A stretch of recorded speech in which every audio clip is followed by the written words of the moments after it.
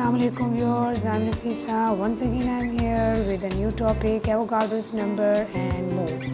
My last lecture was about the concept of mole, and today's lecture is also very important like mole, and the both topics have a link, and that's why I have mentioned here the heading mole also. So before starting the lecture, I requested you to please subscribe to my channel if you are new, and watch, like and share this video with the maximum number of students, so it will be very beneficial for them and for my channel too. So let's have a look on lecture or topic, Avogadro's number. Avogadro's number को मैं सबसे पहले आपको define करूँगी, then its representation, its value and introduction and then examples, और last में हमारे पास इसके ही कुछ न्यूमेरिकल है जो कि हमें बताएगा कि भाई एवोगाड्रोस नंबर के ज़रिए से हम न्यूमेरिकल्स यानी प्रॉब्लम कैसे सॉल्व कर सकते हैं। तो सबसे पहले मैं इसको डिफ़ाइन करती हूँ। The number of particles in 1 mole of a substance is called Avogadro's number. The number of particles हमारे पास हमने पहले पढ़ा है, हमारे प्रीवियस मेरे लेक्चर्स थे जिसमें मैंने वीडियो बनाई थी अबाउट मैटर, जिसमें मैंने सब्सटेंस को बहुत क्लियरली आपको डिफ़ाइन किया था। एक दफ़ा उसको रिवाइज़ करते हैं, रिकॉल करते हैं। Substance is a pure form of matter, it may be in the form of element और it may be in the form of a compound. ठीक है, तो आप काइंडली उस वीडियो को वॉच कर लीजिएगा, मैं लिंक शेयर करूँगी डिस्क्रिप्शन में। तो सब्सटेंस हमारे पास है या तो वो एलिमेंट होगा, एटॉमिक फॉर्म में होगा, या वो मॉलिक्यूलर फॉर्म में होगा, और या फिर वो फार्मूला यूनिट होगा। फार्मूला यूनिट हम आयोनिक कंपाउंड्स के लिए यूज़ करते हैं। अब एक सब्सटेंस के 1 मोल में, ठीक है, एक सब्सटेंस के 1 मोल में हमारे पास जितने नंबर ऑफ़ पार्टिकल्स यानी जितने एटम्स होंगे, जितने मॉलिक्यूल्स होंगे, या जितने फार्मूला यूनिट्स होंगे मीन्स आयन्स होंगे, तो वो हम उसको क्या कहते हैं, उसको हम एवोगाड्रो नंबर कहते हैं। ठीक है, मोल एक हमारे पास लार्ज नंबर है, उस एक मोल में हमारे पास जितने नंबर ऑफ़ पार्टिकल्स, मॉलिक्यूल्स और आयंस प्रेजेंट होंगे उसको हम एवोगाड्रो नंबर कहेंगे। ये तो जी इसकी डेफिनेशन हो गई कि हमारे पास सब्सटेंस हमने पहले ही डिफ़ाइन किया हुआ था कि सब्सटेंस में हमारे पास क्या चीज़ें आती हैं। सब्सटेंस में हमारे पास आ जाते हैं एटम। जब हम एक एलिमेंट का ज़िक्र करते हैं तो एलिमेंट हमारे पास क्या है, एटम है। ठीक है, और उसके बाद हमारे पास आ जाते हैं जी मॉलिक्यूल, और फिर हमारे पास आ जाते हैं फार्मूला यूनिट। और फार्मूला यूनिट आपको मैं दोबारा साथ साथ ये भी कहती रही हूँ कि इसको हम कहते हैं आयोनिक कंपाउंड्स। ठीक है, आयोनिक कंपाउंड्स, क्योंकि इसमें बहुत कन्फ्यूजन होती है। हम खुद जब स्टूडेंट्स थे तो हमें भी इसमें कन्फ्यूजन रहती थी कि फार्मूला यूनिट अलग चीज़ है, आयोनिक कंपाउंड अलग चीज़ है, लेकिन साथ साथ जैसे वक्त गुजरता है तो इंसान को ज़्यादा समझ आती है। ठीक है, तो ये हो गया जो इसकी डेफिनेशन। अच्छा जी, ये हो गई इसकी डेफिनेशन। अब हम आते हैं इसकी रिप्रेजेंटेशन पे। इसको रिप्रेजेंट किया जाता है विद द सिंबल Na। ठीक, और इसकी वैल्यू जो है वो है 6.02 × 10⁻23। ये एक एक्सपेरिमेंटल वैल्यू है जो कि हाँ हमारे पास मौजूद है, और इसी को हमने एक किस्म का मेमोराइज़ किया है अपने न्यूमेरिकल्स को एग्ज़ाम्स में, टेस्ट में प्रॉब्लम्स को सॉल्व करने के लिए। इसको इंट्रोड्यूस किया है जी एक इटालियन साइंटिस्ट है, अमेडियो एवोगाड्रो। अमेडियो एवोगाड्रो ने इसको हमारे लिए इंट्रोड्यूस किया है। और इम्पोर्टेंस जो है इस नंबर की ये है कि यानी साइंटिस्ट को हमेशा सामना रहता था विद द सब्सटेंस, और we know that substance is in the form of element, atomic form, molecular और फार्मूला यूनिट। तो ये तीनों जो स्पीशीज़ हैं, केमिकल स्पीशीज़, ये इतनी स्मॉल हैं कि इनको देखना, काउंट करना तो दूर की बात है, मतलब इनको हम देख भी नहीं सकते इस तरह। ठीक है, यानी एटम को हम नहीं देख सकते। फिर जब वो लार्जर कंपाउंड्स बनाते हैं तो वो हमारे सामने है, जैसे पानी है। ठीक है, तो ये जैसे कार्बन है, तो इनको हम देख सकते हैं। लेकिन अब हमें ये नहीं पता कि इन तमाम कंपाउंड्स में जो कि हमें नज़र आ रहे हैं, जैसे पानी है, 1 ग्लास ऑफ वाटर है, तो उस ग्लास ऑफ वाटर में हमारे पास how many molecules of water present हैं। या हमारे पास कार्बन है तो वो कार्बन चाहे हमारे पास ग्राम्स में है, चाहे मिलीग्राम्स में है, चाहे किलोग्राम्स में है, उस कार्बन के कंपाउंड में हमारे पास how many atoms of carbon है या how many molecules of carbon है। तो ये चीज़ जो है तो ये हमें ऐसे नहीं पता चलती, क्योंकि ये एक बहुत ही स्मॉल स्पीशीज़ हैं। इन स्पीशीज़ का जो नंबर है वो भी एक मोल में बहुत ज़्यादा है। ये आप नंबर से आप अंदाज़ा लगा सकते हैं, 6.02 टाइम्स 10⁻23। ठीक है, जब पॉजिटिव में आ रहा है तो इट्स मीन कि ये ह्यूज नंबर है। तो इस ह्यूज नंबर ने हमें ये ही बेनिफिट दिया है कि हमने एक स्मॉल वर्ल्ड को लार्जर वर्ल्ड में यानी मैक्रो में कन्वर्ट कर सकते हैं हम। यानी एक ऐसी यूनिट्स स्मॉलर जिनको हम देख नहीं सकते, जिसको हम काउंट नहीं कर सकते, इस नंबर की वजह से हमने क्या किया कि उन यूनिट्स को हम ग्राम्स में भी मालूम कर सकते हैं, हम लीटर्स में भी मालूम कर सकते हैं, मिलीलीटर्स में। ठीक है, with the help of volume and mass.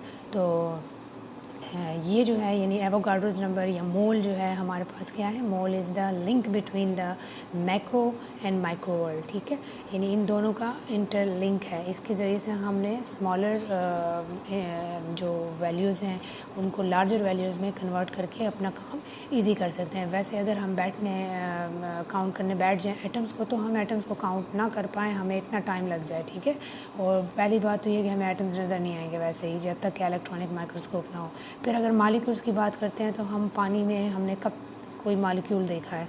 हम तो सिर्फ पानी को एज एक फॉर्म में देखते हैं कि भाई लिक्विड है, बस हमने लिक्विड नज़र आ रहा है, हमें उसमें ये नहीं पता चल रहा है कि how many water molecules are present here. तो ये था एक इसकी इम्पोर्टेंस कि इस नंबर की वजह से हमें ये फ़ायदा हुआ कि हमने स्मॉलर यूनिट्स को लार्जर में कन्वर्ट करना आसान हो गया, क्योंकि ये एक बहुत ह्यूज नंबर है। तो इसकी वजह से हमारे लिए कन्वर्जन ईजी हो गई। दूसरी बात हमारे पास इसकी ये आती है कि इसको हम इस तरह से भी एक्सप्लेन कर सकते हैं कि जैसे हम ग्रोसरी लेते हैं और ग्रोसर से हम कहते हैं कि 1 डज़न ऑफ एग्स हमें दें। तो ये जो 1 डज़न ऑफ एग्स हैं यानी 1 दर्जन अंडे, तो 1 दर्जन जो है वो हमारे पास मोल है।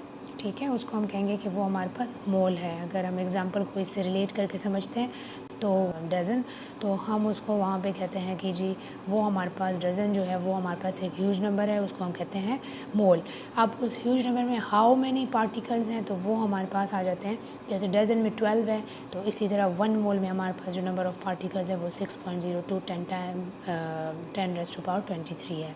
तो आपको उम्मीद है इसकी समझ आ गई होगी कि हमारे पास जो एवोगाड्रो नंबर है या जो मोल है, मोल को हम कहेंगे ये 1 डज़न है, और एवोगाड्रो नंबर को कहेंगे हम जो डज़न में क्वांटिटी ऑफ मटेरियल है वो है 12। तो इसी तरह से हमारे पास 6.02 जो है वो हमारे पास उस मटेरियल में आ जाएगा और डज़न में हमारे पास मोल आ जाएगा। ठीक है, तो ये हमारे पास इसकी थोड़ी सी इम्पोर्टेंस और इसकी एक्सप्लेनेशन थी, सिंपल एक्सप्लेनेशन। अब हम इसकी अपनी बुक्स में जो हमारी एग्ज़ाम्पल्स हैं उस एग्ज़ाम्पल्स के ज़रिए से इसको हम देखते हैं कि ये क्या है। हमारे पास ये है कि gram atomic mass of carbon is equal to 12 gram, और जब कभी भी हम एटॉमिक मास को ग्राम में करते हैं तो वो हमारे पास मोल होता है। तो इट्स मीन कि 12 gram of carbon is equal to 1 मोल।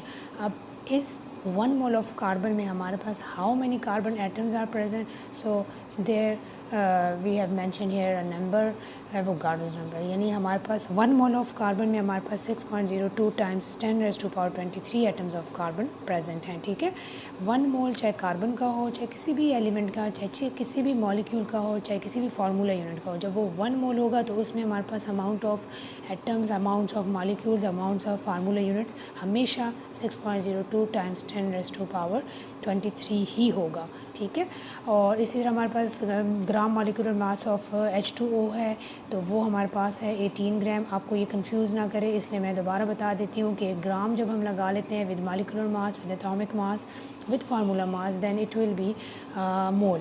ठीक है, इसको हम मोल कहेंगे। तो हमारे पास H2O 18 ग्राम्स जो है वही 1 मोल ऑफ H2O के इक्वल है। फिर 1 मोल ऑफ H2O में हम देखते हैं कि how many water molecule are present, so 6.02 times 10⁻23 molecules of water हमारे पास 1 मोल ऑफ वाटर में प्रेजेंट हैं। ठीक है, कितना इजी हो गया हमारे लिए कि हमारे पास कितने मॉलिक्यूल होंगे वाटर के, कितने मॉलिक्यूल होंगे कार्बन के। इसके लिए हमें थैंकफुल होना चाहिए एमेडियो एवोगाड्रो का, जिन्होंने हमें इतने में माइक्रो फिगर्स जो हैं, यानी छोटी छोटी बॉडीज़ हैं जैसे एटम्स हैं, ये इस तरह के मटेरियल्स को समझना आसान हो गया है। फिर है जी हमारे पास gram formula mass of NaCl sodium chloride यानी टेबल साल्ट है जो हमारे घरों में यूज़ होता है। इस सॉल्ट में हमारे पास ये आयोनिक कंपाउंड पॉजिटिव नेगेटिव, इसमें हाउ मैनी वो हैं आइंस है। सिमिलरली जैसे ऊपर मैंने बताया कि 58.5 ग्राम जिसका हमारे पास फार्मूला मास है और 1 मोल ऑफ NaCl जो है इसमें हाउ मैनी पार्टिकल यानी आइंस हैं हमारे पास NaCl के, तो वो हैं 6.02 times 10⁻⁻23 formula units of NaCl। ये थी जी इनकी 3 एग्जांपल्स जो कि मैंने आपको यहाँ बता दी। इसके अलावा इसको हम थोड़ा सा और समझते हैं एक फार्मूले से, यानी कि मैं आपको बताती हूँ यहाँ पे जी वाटर का लेते हैं हम, ठीक है। वाटर का हम ऐसे लेते हैं कि हमें पता है कि H2O is made up of 2 types of elements, one is hydrogen and the second one is oxygen. So we know that from the formula it is clear that there are 2 hydrogen atoms, okay, and one is oxygen. एक हमारे पास oxygen and 2 हमारे पास hydrogen है। अब हम कहते हैं कि इस H2O के एक मॉलिक्यूल में हाउ मेनी हाइड्रोजन एटम्स हैं, ठीक है। हाइड्रोजन मॉलिक्यूल्स कितने हैं और ऑक्सीजन एटम्स कितने हैं। तो यहाँ पे चूँकि 2 है तो हम 2 को मल्टीप्लाई करेंगे विद द एवोगाड्रो नंबर, ठीक है, क्योंकि एक हाइड्रोजन के एक मोल के लिए हमारे पास होगा 6.02 टाइम्स 10⁻23। अब हमारे पास ऑक्सीजन है तो ऑक्सीजन हमारे पास है 6.02 टाइम्स 10⁻23, यानी जब हम इसको मल्टीप्लाई करेंगे तो हमारे पास ये फिगर आ जाएगा 12.02 टाइम्स 10⁻23 हमारे पास हाइड्रोजन है और 6.02 टाइम्स 10⁻23 हमारे पास ऑक्सीजन। अच्छा जी, ये तो हो गया हमारे पास वाटर का कि इस तरह से हम इसके नंबर ऑफ़ मॉलिक्यूल्स को लिखते हैं। इसके बाद हमारे पास NaCl को भी मैं थोड़ा सा आपको बता देती हूँ कि उसमें किस तरह है। NaCl में भी हमारे पास अगर देखा जाए तो Na+ जो है वो भी है 1 आयन है और यहाँ पे जो फार्मूला से हमें नज़र आ रहा है तो इसको हम मल्टीप्लाई करेंगे विद 6.02 यानी एवोगाड्रोस नंबर के साथ, और फिर हमारे पास Cl है वो भी 1 है, उसको भी हमने किया तो वो हमारे पास आ गया 23। अच्छा जी, इनको अगर हम देखें तो हमारे पास 6 पॉइंट ही आएगा और इससे भी 6 पॉइंट आएगा। इन दोनों को अगर हम प्लस कर लेंगे तो 6 6 12 हो जाएगा। तो हमारे पास टोटल नंबर ऑफ़ पार्टिकल्स यानी पॉजिटिव और नेगेटिव कंबाइन होके जो बनाते हैं NaCl वो हमारे पास हो जाएगा 12.02 टाइम्स 10⁻23। इसको हम यूज़ से समझ सकते हैं। तो यहाँ तक मैं आपको दोबारा एक दफ़ा बता दूँ कि हमने सबसे पहले डेफिनेशन देखी कि the number of particles in 1 mole of a substance में भी एटम मॉलिक्यूल और फार्मूला यूनिट। इसमें हमारे पास 1 मोल में जितने नंबर ऑफ़ पार्टिकल्स होंगे उसको हम कहते हैं एवोगाड्रोस नंबर। इसको Na से रिप्रेजेंट किया जाता है। 6.02 टाइम्स 10⁻23 इसकी वैल्यू है। और इसके बाद हमने इसकी एक एग्जांपल ली थी सिंपल डज़न और एग्स की, यानी डज़न ऑफ एग्स की। एग्स को हमने लिया था एवोगाड्रो नंबर और डज़न को हमने लिया था मोल, ठीक है। मोल और एवोगाड्रोस नंबर इंटर रिलेटेड है, मतलब इनका एक रिलेशन है, इस वजह से हमने इसको इकट्ठा दोनों को साथ साथ बताया है। इसके बाद हमने कहा कि जी इसको एमेडियो एवोगाड्रो ने डिस्कवर किया यानी इंट्रोड्यूस कराया था। फिर हमने इसकी एग्जांपल देखी कार्बन की, वाटर की और NaCl की। उसके बाद थोड़ा सा मैंने आपको इसको समझाया कि भाई इस तरह से हम इसमें number of particles with the यानी एटॉमिक नंबर कितना है, यानी कितने एलिमेंट, एक एलिमेंट के कितने एटम्स हैं फार्मूले से देखिए उसके साथ हम मल्टीप्लाई करते हैं तो उतने हमारे पास इसके जैसे H2O में H2 के लिए हमने 2 से मल्टीप्लाई किया था एवोगाड्रो नंबर के।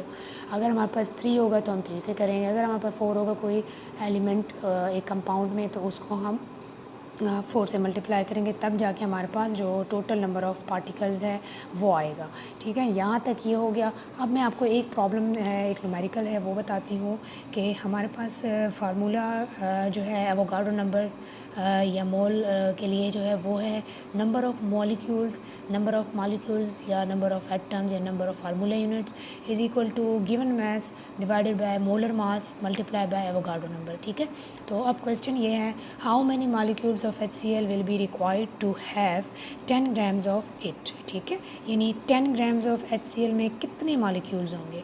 तो सिंपल है, ये न्यूमेरिकल है, हमें डाटा जो दिया हुआ है वो सिर्फ गिवन मास ऑफ HCl है जो कि है 10 ग्राम्स। हम इसको यूँ सॉल्व कर सकते हैं कि यहाँ पे हम देखते हैं इसको,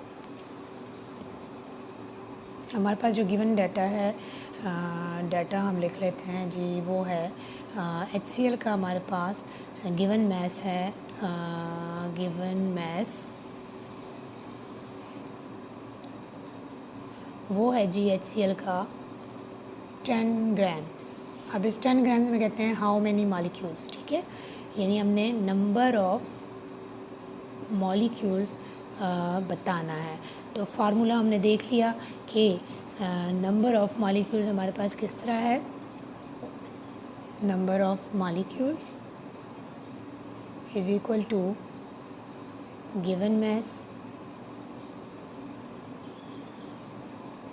molar mass multiply by Na। ठीक, अब हमने गिवन मास इसका तो हमें पता है क्या है वो जी 10 है, लेकिन मोलर मास HCl का हमें नहीं पता। हम यहाँ से इसको मालूम कर लेते हैं, HCl H1 और Cl का हमारे पास है 35.5, तो इसको कंबाइन करेंगे 36.5। ये हम यहाँ पे डाल लेते हैं मोलर मास 36.5 और मल्टीप्लाई बाय 6.02 टाइम्स 10⁻⁻23। ठीक है जी। इसके लिए हम क्या करते हैं जी, इसको हम मल्टीप्लाई करते हैं, डिवाइड करते हैं, तो हमारे पास आंसर आ जाएगा with the help of calculator 1.64 times 10⁻⁻23 molecules. ठीक है, यानी हमारे पास जो नंबर ऑफ़ मॉलिक्यूल्स आया है HCl का वो आया है 1.64 टाइम्स 10⁻⁻23। तो ये था हमारे पास एक सिंपल सा न्यूमेरिकल।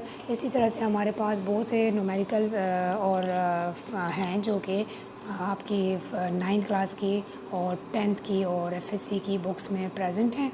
आप काइंडली ये फार्मूला पुट करके 1-2 न्यूमेरिकल्स करके देखें। आपको कोई कन्फ्यूजन हो, कोई प्रॉब्लम हो तो आप मुझे कमेंट में ज़रूर पूछिएगा, क्वेश्चन कीजिएगा। और अब मैं यहाँ पे अपने इस लेक्चर को एवोगाड्रोस नंबर और मोल को एंड करती हूँ और आपसे रिक्वेस्ट करती हूँ कि प्लीज़ वीडियो को शेयर करें, लाइक करें और चैनल को सब्सक्राइब करें। इंशाल्लाह फिर मिलते हैं एक नई वीडियो के साथ। थैंक यू, अल्लाह हाफ़िज़।